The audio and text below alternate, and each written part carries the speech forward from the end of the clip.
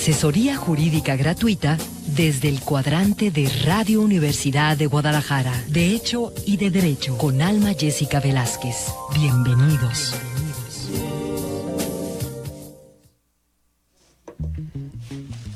Hola, ¿qué tal? Muy buenos días, tengan todos ustedes bienvenidos. Este es su programa de Hecho y de Derecho, que como usted sabe, nos escucha todos los martes a las 10 de la mañana. Así que todo el equipo de producción de Hecho y de Derecho le damos la más cordial bienvenida en el control operativo y en la producción de este espacio. Brenda Aceves en la conducción, aquí en el micrófono su servidora Alma Jessica Velázquez Gallardo. Le damos la bienvenida a todos los que nos escuchan en la región ciénega de Jalisco y Michoacán, y también a todos los que nos escuchan en todos los lugares de la República Mexicana e incluso más allá de las fronteras de México a través de internet en www.radio.udg.mx/Ocotlán. Pues ahí nos puede también sintonizar y escucharnos en donde quiera que usted se encuentre, pues a través de internet. Y bueno, pues con estas novedades de las tecnologías que hoy tenemos, pues hace dos semanas, pues estábamos transmitiendo por Facebook Live, así que también ya lo puede hacer por esta vía, nos puede acompañar. El día de hoy vamos a hablar de un tema muy interesante que tiene que ver con mujeres, para empezar, que tiene que ver con derechos de las mujeres, que tiene que ver con derechos reproductivos de las mujeres. Y para ello, bueno, pues nos acompaña una experta en este tema, la doctora Liliana Ivette Castañeda Rentería. Bienvenida, muchas gracias. Buenos días, muchísimas gracias por la invitación. Así que, pues, por favor, acompáñenos a lo largo de este programa, que creemos que va a ser muy interesante. Ella ha venido trabajando en temas sobre el desarrollo de la mujer, temas de género, y temas de cómo la mujer ha sobresalido, temas de liderazgo, pero también este tema tan interesante como es el tema del derecho a la reproducción, y visto desde distintos ángulos, porque pues parece que la maternidad es como casi una obligación de todas las mujeres desde que nacemos. Se nos inculca mucho el tema de que nacemos para eso, para la reproducción, que es nuestra tarea en la vida, y como un canon, como una prioridad en todos los pueblos, no nada más en México, sino en la sociedad, en el mundo. Y bueno, a raíz de ahí y con todo lo que ha venido siempre suscitándose, pero que hoy en día nos enteramos de más cosas a través de todos los medios y todos los mecanismos, pues vemos como hoy en día la maternidad para muchas mujeres no es prioritario, para muchas familias es extraño que no lo sea, para muchas personas, ayer leí algo raro, internet es medio... A veces no sabe uno exactamente qué creerle, pero hablaba de casarse con uno mismo, por ejemplo, ¿no? De estas mujeres sológamas, creo que le llamaban ahí, en este lugar, en este sitio internet, en donde, bueno, la mujer dice, bueno, pues yo decido estar sola, yo decido no casarme y decido no tener hijos también. Y bueno, el artículo 4 constitucional nos habla de toda esta parte de los derechos de igualdad entre hombres y mujeres, pero también nos habla de que se pueda decidir el número de hijos por pareja, si es que así lo deciden. Pero bueno, casi siempre que se forma una pareja, todo el mundo dice, pues incluso empieza como la presión social, ¿no? Pasan unos meses y bueno, ya se casaron, ¿cuándo tienen sus hijos? Sí. Platícanos, danos como toda esta parte. Bueno, el tema que yo abordo fundamentalmente es el del desarrollo de las trayectorias y biográficas de las mujeres, en particular de aquellas que no tienen hijos. Bien. ¿No? Y lo que este trabajo doctoral me trajo, digamos, en términos generales sobre el tema, es justamente lo que comentas con anterioridad, es decir, el ser mujer cultural, socialmente, hasta legalmente, sí. Ahorita abordamos esa parte, en nuestro país está íntimamente ligado con el ejercicio de la maternidad. Y digo ejercicio de la maternidad porque no necesariamente es tener hijos.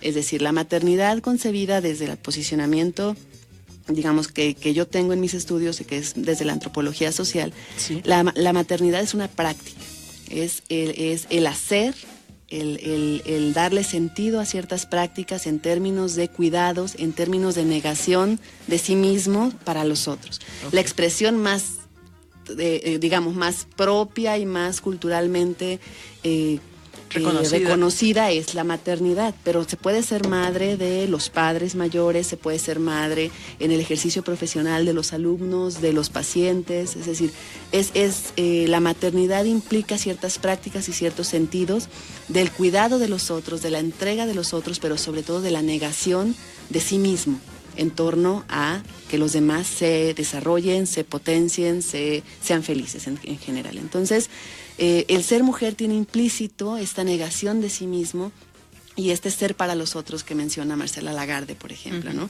que es fundamental.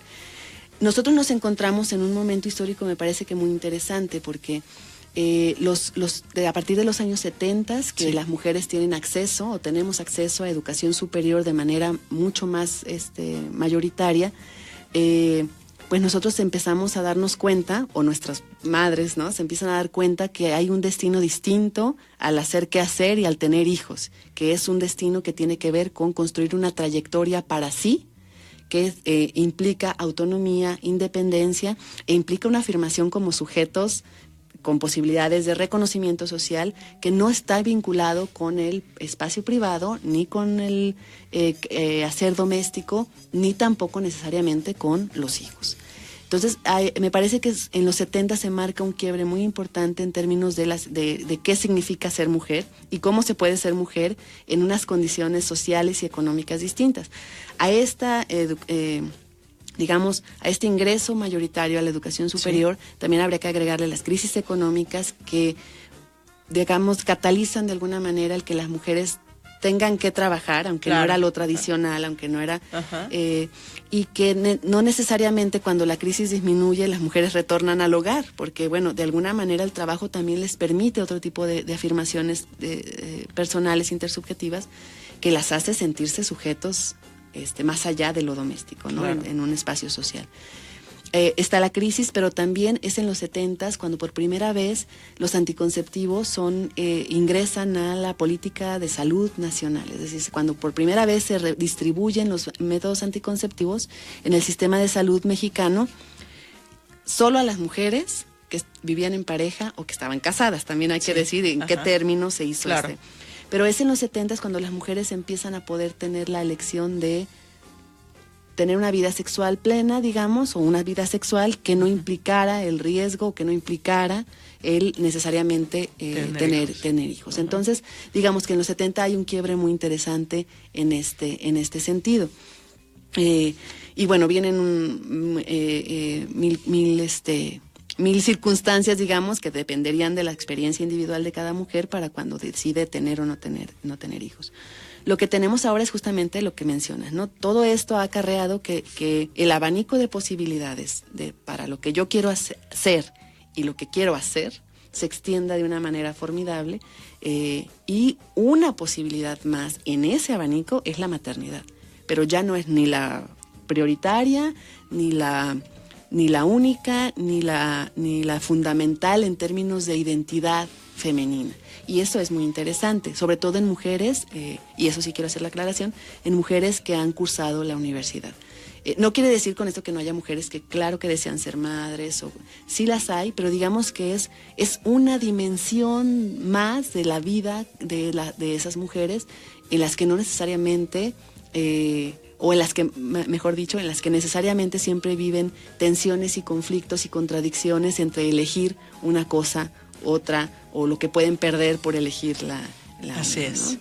Yo creo que esa parte es la crucial dentro de tu estudio que haces, pero es bien interesante, este dato yo no lo sabía, y justo te iba a preguntar, cuando empezaste a hablar de los 70s, el asunto te iba a decir, bueno, pero ¿qué fue además de la crisis, no? Porque... ¿en qué momento nos convertimos en ser profesionistas? ¿En qué momento la educación se abre? Y bueno, das en un punto muy importante que es educación, pero también es salud. Entonces esos dos boom, digamos, que se hicieron, fueron un parteaguas. Vamos a volver después de este corte y regresamos para seguir platicando del tema. Ya volvemos a De Hecho y de Derecho. Radio Universidad de Guadalajara, tendiendo puentes. El CUCIÉNEGA dispone de infraestructura adecuada y accesible para el libre tránsito de los estudiantes con discapacidad, que coadyuvará a caminar hacia un centro universitario equitativo e incluyente. Recomendaciones para interactuar con personas que usan silla de ruedas. Busca rampas de acceso. Generalmente están a los laterales de las puertas o cerca de los baños, escaleras y ascensores. Cuando estés por un camino con muchos obstáculos, pregúntale ¿cuál es la ruta más fácil que usas? Escúchalo y sigue sus instrucciones con cuidado. CUCIÉNEGA es parte de ti.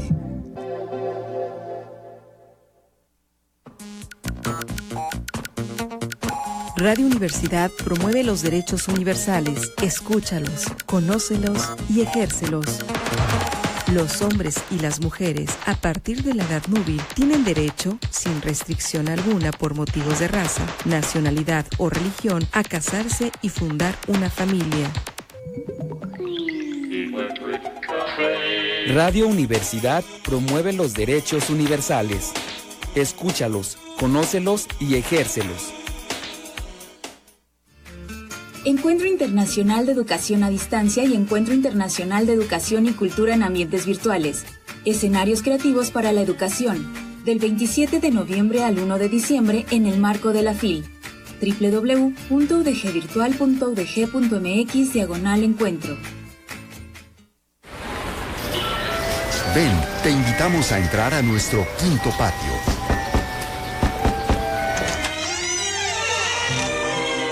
Las puertas están abiertas de lunes a viernes a las 11 de la mañana. Quinto Patio, en Radio Universidad de Guadalajara. Por vivir en Quinto Patio.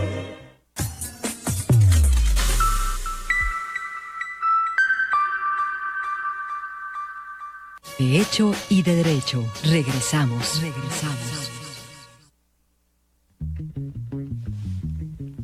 Estamos de regreso en su programa de Hecho y de Derecho, invitándolo a que se comunique con nosotros, nos acompañe a lo largo de lo que nos falta de este programa. 92-560-19 a su disposición para todos los que nos escuchan en Ocotlán o en Jamay.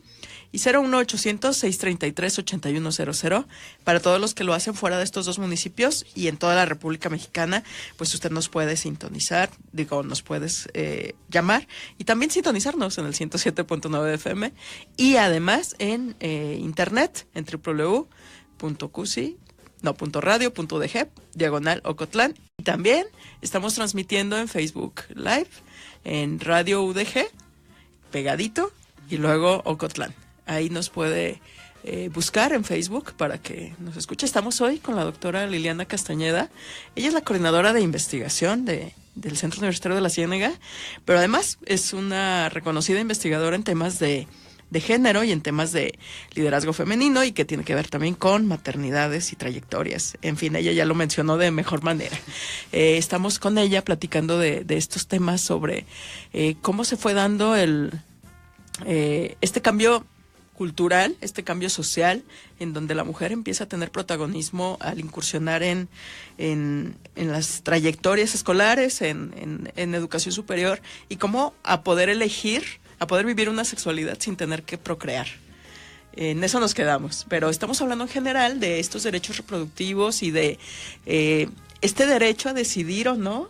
Creo que es el más básico, el tener o no hijos, porque luego somos estigmatizadas también. Así es. A ver, platícanos más. Mira, por ejemplo, en esta década que te decía yo que es como muy coyuntural, que es la década de los 70s, toda la política pública en torno a la disminución demográfica, que era lo que buscaban al final, ¿no?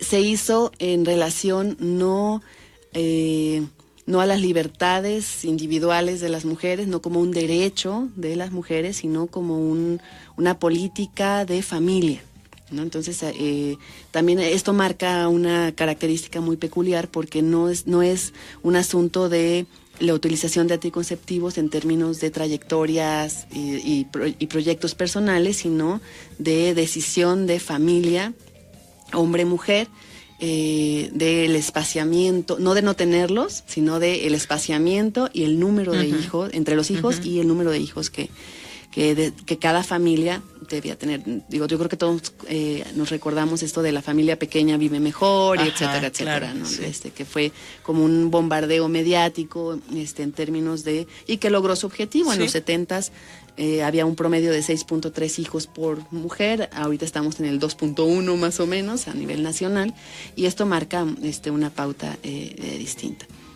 Ahora bien, como te decía, esto no se hace en términos de derechos individuales, entonces sí hay una diferenciación en términos de sentido y significado del uso de los anticonceptivos. O sea, no es no tengas hijos, es tenlos cuando estés casada, y cuando estés casada decidan, padre y madre, Claro. ¿no?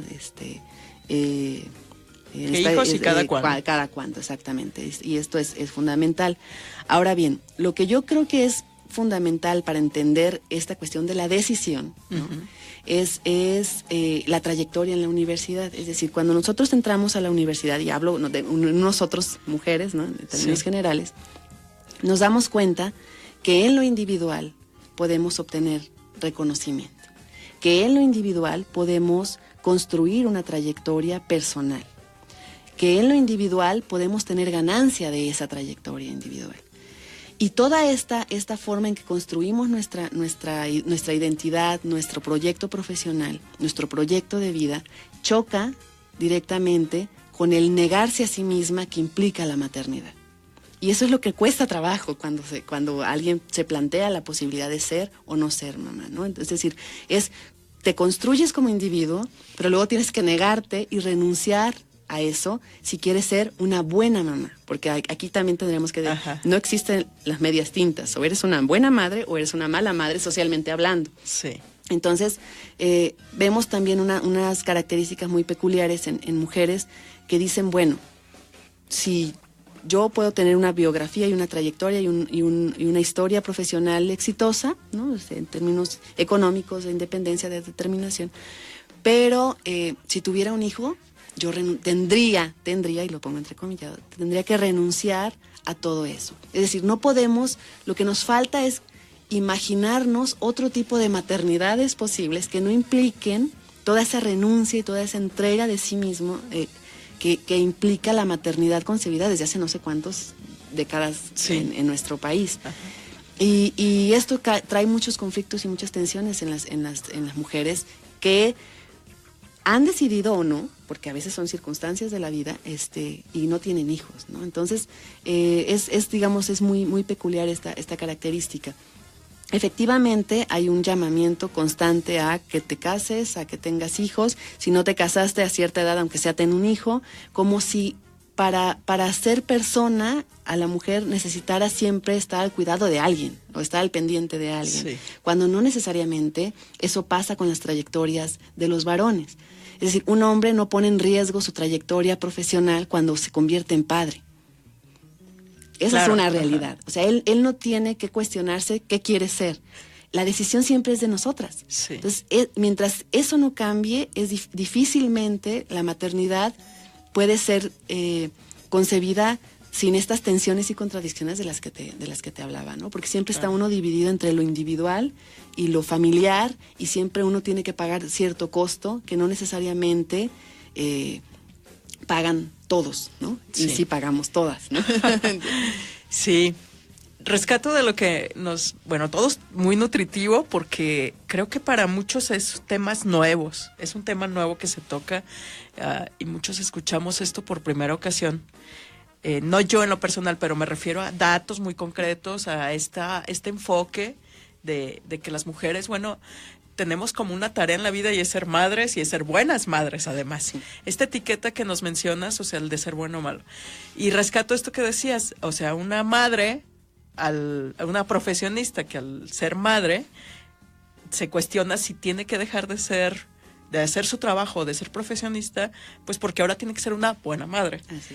En tanto que los hombres pues continúan con su trayectoria laboral sin problema, e incluso, y aquí es donde traigo a colación, es toda parte de la desigualdad que ha sido como histórica, en donde la mujer sí tenía sus 40 días de incapacidad, lo sigue teniendo, o de goce de días por maternidad, y no así los padres. Hoy en día, gozan de 7 días por paternidad, pero y todo el mundo dice que es un gran logro, pero luego ellos no lo ven como pues un gran logro, porque entonces tienen que ayudar al cuidado del bebé, tienen que estar con otros, claro, lo viven también de buena manera, pero no así, no lo ven todavía como una parte de que no solo fue como un derecho a ganar de 7 días de descanso, ¿no?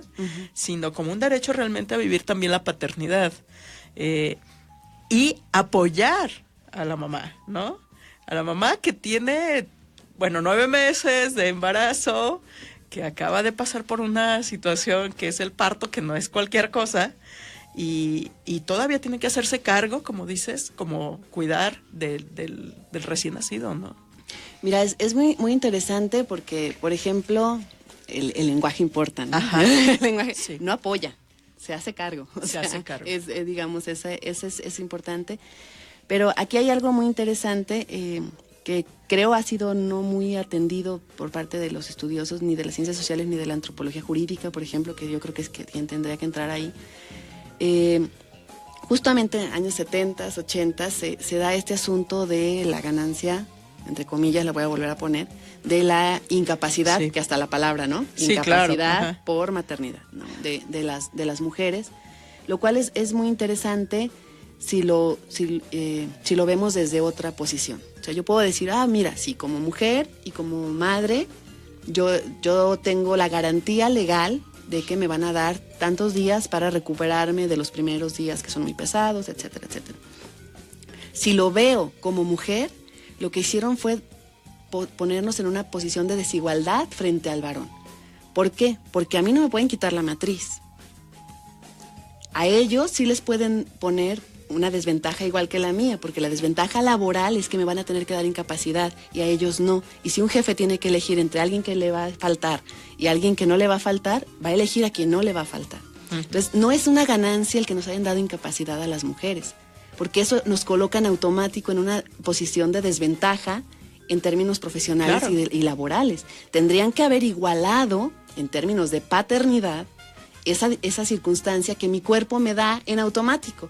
Y entonces, si a mí me dan incapacidad de 90 días, 45 sí, días, por incapacidad, el hombre tendría que tener los mismos días a la hora que se convierte el padre para que el jefe no tenga que elegir entre el que va a cuidar y el que no, y entonces elija por ejemplo, por capacidades o por currículum. Claro. Entonces, esa es una forma de ver esto, que no es un derecho, digamos, es un derecho, qué bueno que lo gozamos, pero que es un derecho que al mismo tiempo nos coloca en una posición de desigualdad. De desventaja. En términos de competitividad laboral. Sí. Y de trayectoria profesional. Claro. Tengas o no tengas hijos, a los 30, todo jefe que te contrate o que te vea como posible candidata va a tener en la cabeza que en algún momento le vas a faltar.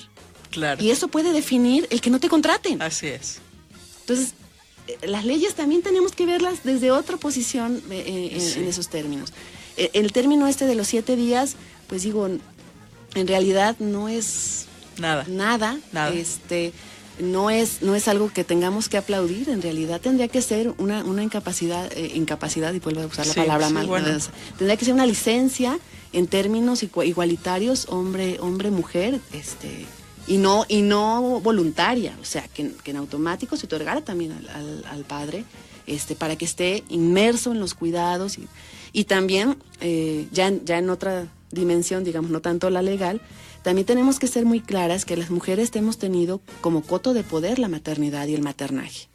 Y nosotras mismas a veces no dejamos que la pareja se involucre porque ellos no saben cambiar pañales, ellos no saben dar de comer, pues no lo saben porque no las prepararon con muñecas como a nosotras, pero además porque tampoco les damos chance y nosotros somos súper mujeres que queremos abarcar todo, porque es una de las zonas de reconocimiento social que tenemos. Entonces también hay que cambiar nuestra forma de ver lo doméstico y abrir espacios para que el hombre pueda involucrarse. Digo, si comen los niños comida chatarra de vez en cuando no importa, ¿no? Si es parte de lo que él puede involucrarse con sus hijos, si es parte de lo que él puede cambiar su propio ejercicio de paternidad. Claro, definitivamente. Y esta parte ahora sí que el ángulo desde donde se mira el derecho es muy interesante y creo que podría abrirse brecha para pues para analizar estas leyes que tenemos. Y es interesante porque se nos ve entonces como madres, no como mujeres. Así es. Vamos a un corte de estación y volvemos.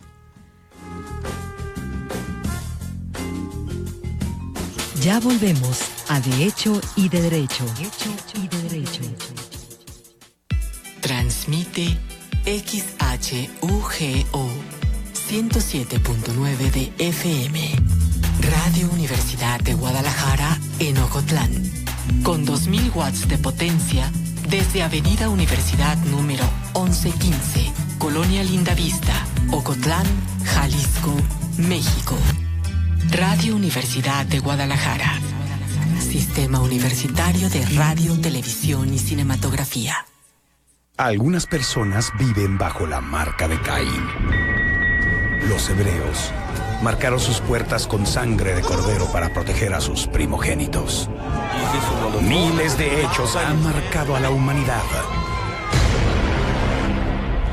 Ellos están marcados por la mercadotecnia. Roberto Monroy, marquetero de corazón, y Paco Drama, mercadólogo por error, son marcados.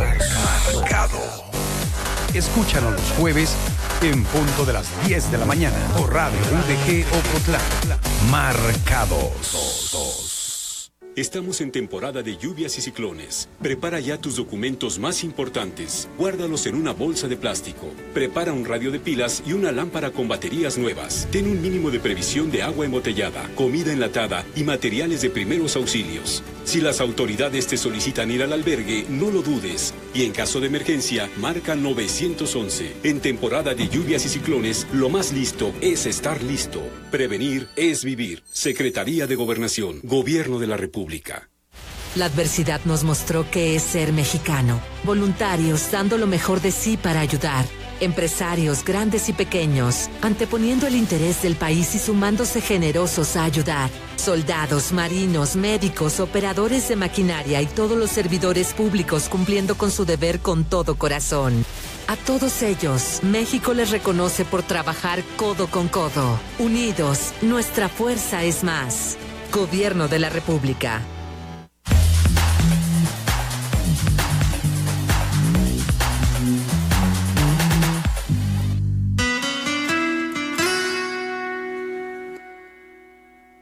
De Hecho y de Derecho. Regresamos.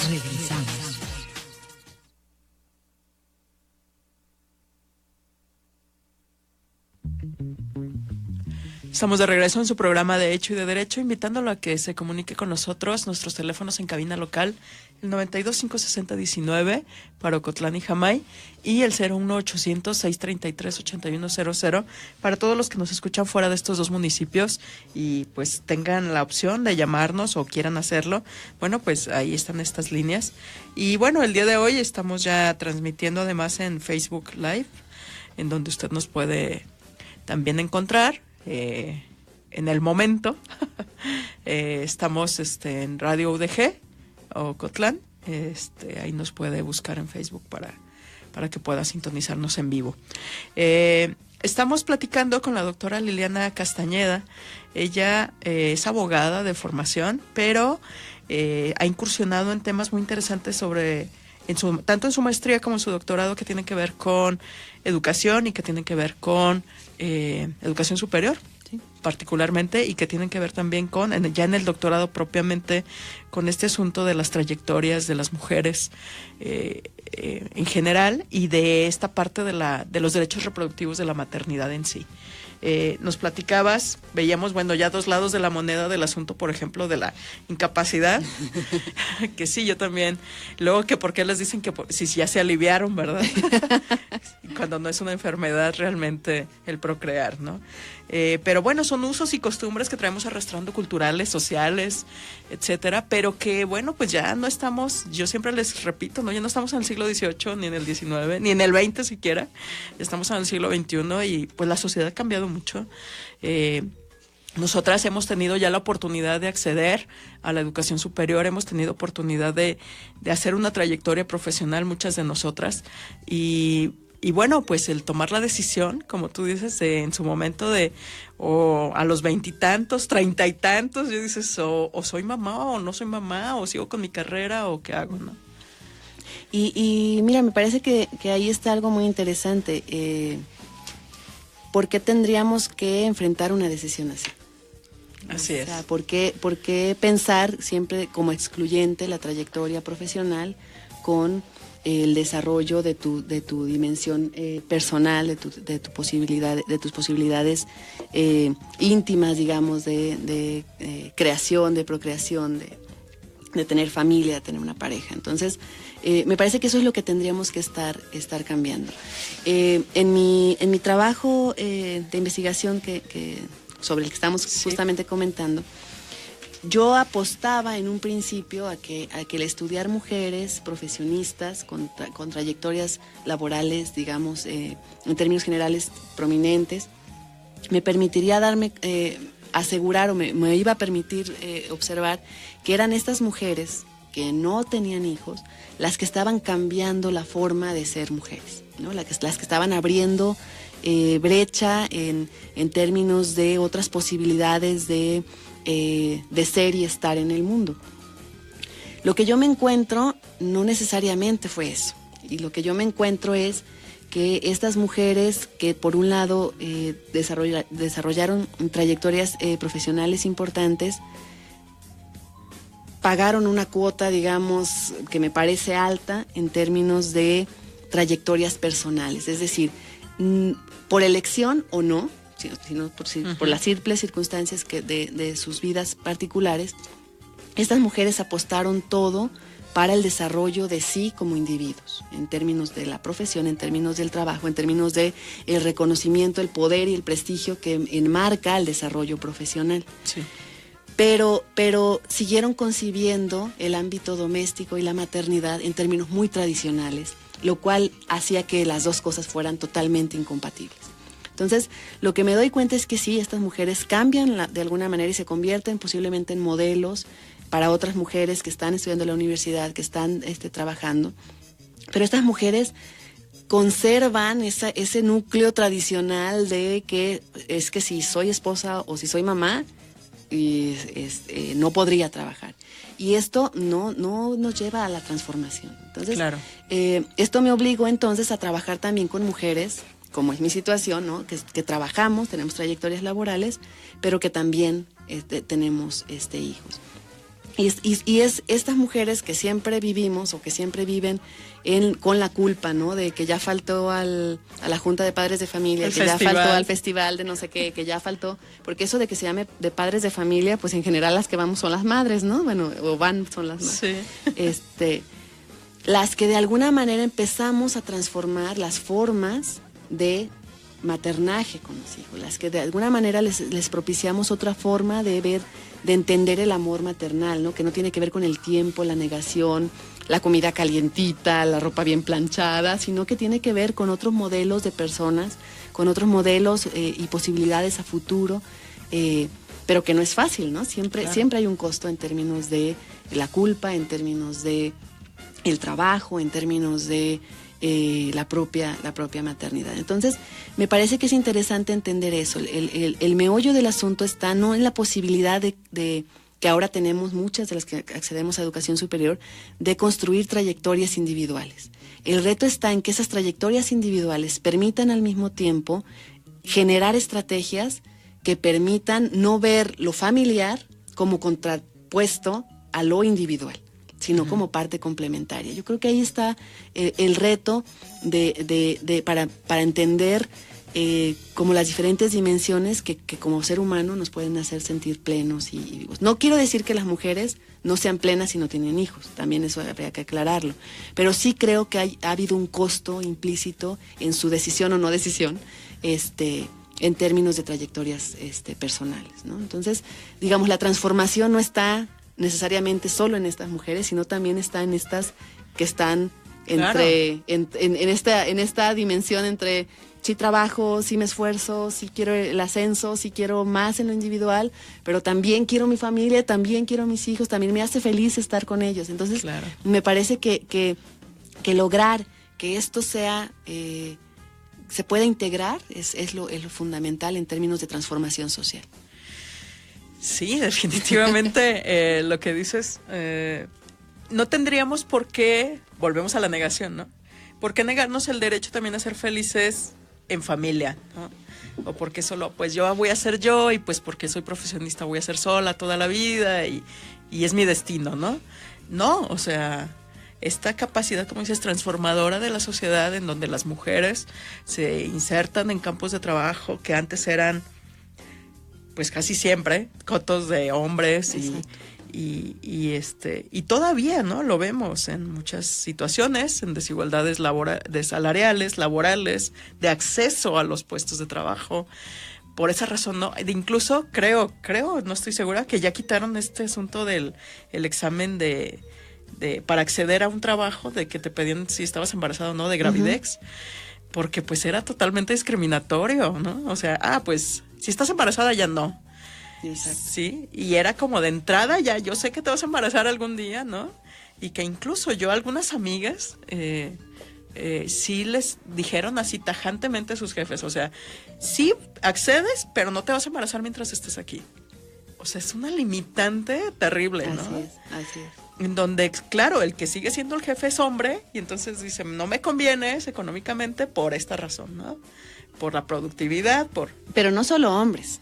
También tenemos una cantidad, yo creo que importantísima de mujeres que no han logrado entender lo que significa la sororidad, ¿no? entre de género, y que no se trata de contratar mujeres por ser mujeres o de contratar o de ser buena con las mujeres. Se trata de entender que las realidades y situaciones de las mujeres son distintas a las realidades de los varones. Claro. Entonces me parece que eso es fundamental y todavía en ese sentido nos hace falta trabajar muchísimo.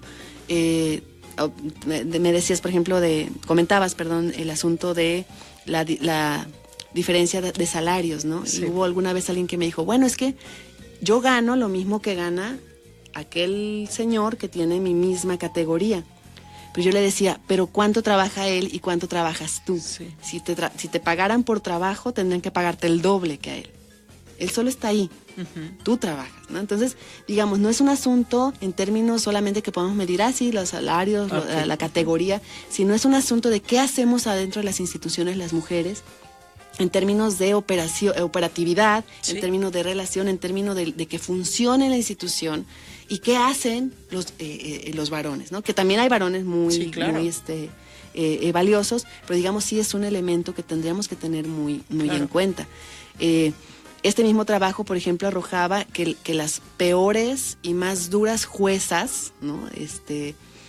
En términos de si una mujer es buena madre o no, son otras mujeres, ¿no? O sea, no hemos entendido que cada quien hace lo que puede con sus circunstancias, sus cuerpos, sus momentos, pero ese es un asunto también, yo creo que de género, que los feminismos han puesto sobre la mesa y que nos hace falta trabajar muchísimo en términos de sororidad, de entender, de comprender que nuestras realidades nos llevan a tomar decisiones y que generalmente lo que hacemos es tomar la decisión que creemos más pertinente en todo sentido, ¿no? Entonces, yo creo que hace falta mucho trabajar esa parte también. Te digo, no solo con los hombres, sino también con las mujeres.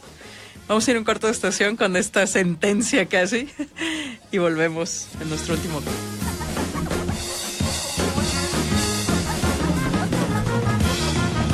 Ya volvemos a De Hecho y de Derecho.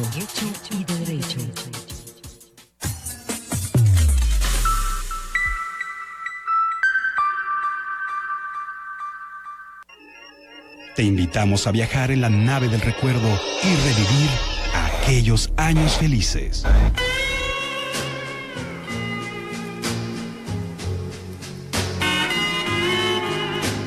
Con la música de Añoranzas.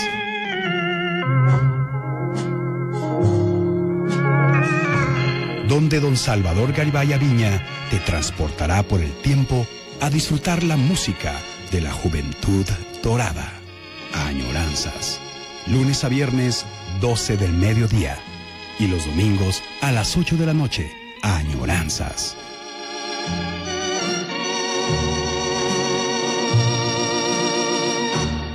De lunes a viernes abrimos las puertas de nuestro Quinto Patio, donde vive la música de México. Por vivir en Quinto Patio desprecian mis besos. Un cariño verdadero, sin mentira ni maldad. el amor cuando es sincero se encuentra lo mismo. 11 de la mañana por el 107.9 FM, Radio Universidad de Guadalajara.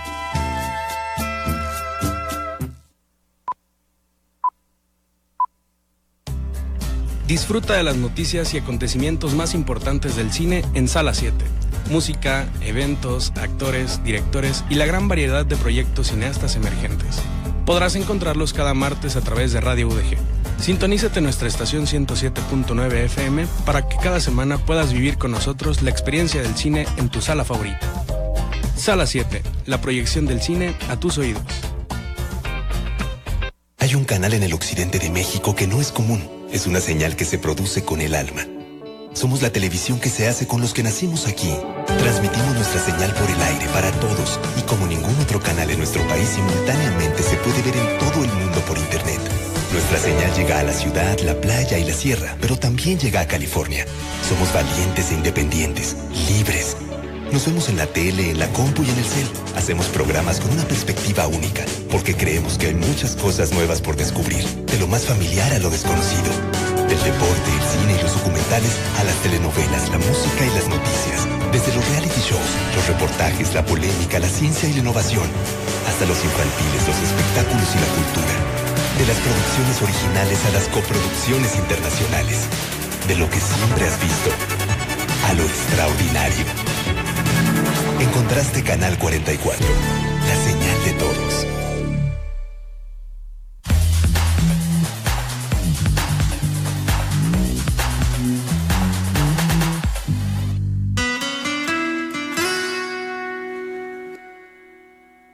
De hecho y de derecho. Regresamos.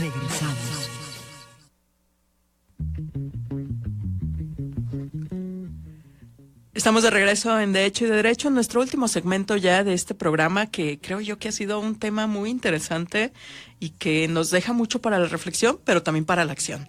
Así que, bueno, pues ahí, si usted todavía nos acaba de sintonizar apenas, pues no está, todavía está en tiempo para que se inmiscuya en el tema y nos pueda comentar algo o en su caso pues hacernos alguna aportación al tema.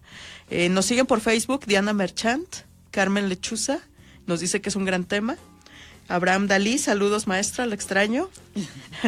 Yo también, Abraham. Angie Reps, saludos, me manda saludos a mí, pues muchas gracias. Gracias a todos por estarnos siguiendo en Facebook. Y bueno, pues recuerda que también tenemos nuestras líneas tradicionales, el 92-560-19 para Ocotlán y Jamay, y el resto 01800-633-8100, resto de la República, de manera gratuita. Pero no quiero comer más tiempo, así que es muy importante. Estamos hablando con la doctora Liliana Castañeda y estamos hablando particularmente de su tema de tesis doctoral.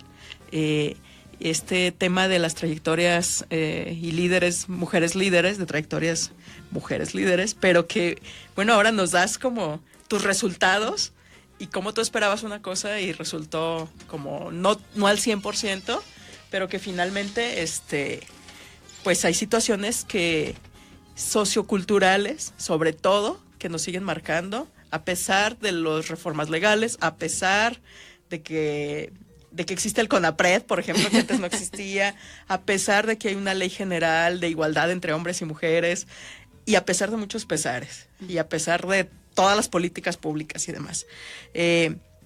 Voy a leer esto, dice: hola, tengo 21 años y hace 5 meses me embaracé sin desearlo, pero decidí no abortar. El padre de mi hijo o hija quiere hacerse cargo, yo no. Mi pregunta es cómo puedo renunciar legalmente a la maternidad para que el padre tenga toda la responsabilidad. Yo no quiero ser madre, ¿tengo derecho a no serlo? Es muy complicado que un padre sea soltero. No quiere decir su nombre, ok. Bueno, legalmente, pues no puede renunciar tal cual porque la patria potestad viene inmersa, pero sí pueden llegar a algún acuerdo en donde la custodia se haga cargo el padre, tenga la responsabilidad de él. Y bueno, en ese sentido, la complejidad de que un padre sea soltero, pues es igual que una madre sea soltera, ¿no? Creo yo. Entonces eso ya sería como una cuestión entre ellos, que se pongan de acuerdo, pero legalmente pues es eso, que nada más se defina quién tiene la custodia y no hay problema. Y gracias por llamarnos. Ojalá hayamos respondido. Y bueno, para cerrar, doctora Liliana, ¿qué nos puedes decir de tu estudio? Bueno, algunos de los resultados de los que ya hemos hablado, ¿no? Tenemos trayectorias de mujeres distintas. La universidad, el estar en la universidad sí marca diferencia en términos de constitución de individualidad, en términos de construcción de biografías particulares, en términos de ganancia y de construcción, por ejemplo, de los espacios, ¿no? Los espacios privados como propios, que después es muy difícil negociar con parejas, por ejemplo, o los espacios, o el tiempo, ¿no? El asumirse como dueña del tiempo, también marca ese tipo de diferencias. Tenemos mujeres que experimentan el ser mujer desde diferentes formas, y yo creo que eso es algo fundamental que fue fundamental para mí en el trabajo. Es decir, no existe la mujer, existimos las mujeres que experimentamos la feminidad desde diferentes cuerpos, desde diferentes historias, desde diferentes construcciones sociales, culturales, religiosas, intersubjetivas. Es decir, la diversidad de experiencias es lo que nos hace ser lo que somos, y no podemos hablar nunca de generalidades en términos de lo que significa ser mujer, ser hombre, en general. Me parece que estamos ante la posibilidad de construir nuevas realidades. Yo apuesto y tengo esperanza, una de nuestras amigas Carmen Lechuza, ¿no? Que nos está escuchando, le envío saludos, pero yo creo que algo que ella me contagió durante los estudios fue el siempre tener la esperanza de que las cosas pueden ser mejores. Y yo apuesto porque la construcción de ser personas y permita el poder desarrollarnos en los ámbitos que cada quien decida hacer. Claro. Y bueno, algo que también tenemos que asumir es que toda decisión tiene un costo, ¿no? Entonces, pues también habría que ir viendo cómo podemos transformar nuestras realidades, nuestras relaciones, para que esos costos sean lo más vivibles posibles en términos de nuestras decisiones y nuestros proyectos individuales. La maternidad es algo que siempre va a existir en términos sociales. Digamos, yo les decía, por ejemplo, hay mujeres que tienen relaciones, y hombres, relaciones muy particulares con sus mascotas, ¿no?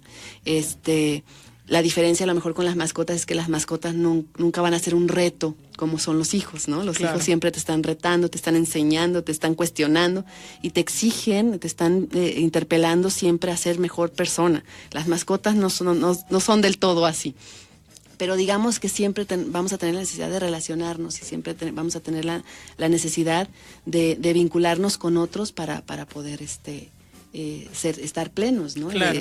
Lo básico yo creo que es tener claro cómo tomamos esas decisiones y qué elegimos para nuestras vidas, y también entender que los que tomaron otro tipo de decisiones lo hicieron desde sus muy particulares circunstancias, y yo creo que eso es lo que tendríamos que siempre valorar. Definitivamente. Bueno, por ejemplo, aquí en que nos compartió esta persona de 21 años, por ejemplo, ella dice, bueno, yo no quiero ser madre en este momento, pero por otro lado decidí no abortar, ¿no? Así es. Entonces este tema del aborto también es todo un tema, el tema de la interrupción y de cómo a pesar de que existen las normas y que, por ejemplo, en ciertos casos pues está despenalizado y que en ciertos supuestos se tienen que dar todas las condiciones para que haya una interrupción de un embarazo, pues hoy se sigue luchando en contra de eso, ¿no? Y bueno, son temáticas que las mujeres viven, que están relacionadas a la maternidad, a estos dogmas sociales, a estos estigmas de que debemos ser madres y debemos ser buenas madres. Así es. Yo en el caso del aborto, yo difiero un tanto, no solo en términos personales, sino también en términos de posicionamiento feminista. A mí me parece que dejarle a la mujer la posibilidad de borrar, y lo voy a dejar con esa palabra, borrar un acontecimiento como es el extremo que siempre ponen para dar el ejemplo de las violaciones, de los abortos, como la violación, lo único que hace, además, en términos personales, ¿no? Lo único que hace es dejar la posibilidad en un estado tan corrupto, tan mal estructurado como el nuestro, deja al agresor más impune. O sea, a mí me parece que cuando tú le das la posibilidad a una mujer de deshacerse de lo que pasó en términos de un delito, por ejemplo, lo único que haces es fomentar el hecho de que al otro no le va a pasar absolutamente nada, porque ella con eso borra el asunto, ¿no? No estoy diciendo, digamos, que en términos generales, sea esa la circunstancia de siempre, pero a mí me parece que también tendría que analizarse el término del aborto, en qué pasa, ¿no? ¿Qué pasa cuando tú abres la posibilidad de que no haya una denuncia, de que no se, o sea, ¿por qué se toma la decisión de abortar? Yo creo que eso es lo medular. Claro. Porque entonces, si hubiera a lo mejor un Estado que apoya a esas mujeres, si la maternidad no tuviera que ser tan obsesivamente cargada a la trayectoria de la mujer, si hubiera mecanismos, redes de apoyo y todo, entonces a lo mejor la mujer se la pensaría porque se sentiría acompañada por un Estado que dice que los niños y las mujeres somos lo más importante, y no es cierto. Así es. Entonces, yo creo que lo que está alrededor de la decisión del aborto es algo que no se ha analizado y puesto en la discusión, porque siempre se habla como en términos muy individuales, ¿no? Sí. Pero entonces a lo mejor, si la mujer quiere abortar porque fue violada, bueno, ¿qué pasa con el delincuente que la violó, ¿no? ¿Por qué siente que es la única salida y no una denuncia, no otra? Sí me doy a entender, es decir, claro. ¿Qué pasa alrededor de una mujer que tiene que tomar esa decisión, que yo considero que no es fácil, pero que entonces nos dice que los demás están fallando alrededor, quienes fallan y quienes se lavan las manos diciendo que ella haga lo que quiera hacer. Es decir, me parece que también hay otro lado en términos de la discusión del aborto que valdría la pena discutir en mayor profundidad, ¿no? Excelente, y te estaremos invitando para ese tema también. Muchísimas gracias, doctora Liliana, por habernos acompañado. Se nos terminó el tiempo del programa. Muy agradable la charla, muy interesante. Hemos aprendido mucho el día de hoy. Gracias a todos los que nos acompañaron. En el control operativo, Brenda Cebes. En la producción de este espacio, también Brenda Cebes. Mi nombre es Alma Jessica Velázquez Gallardo. Que tengan muy buen día. Sigan la sintonía del 107.9 de FM. Nos escuchamos. Hasta la próxima.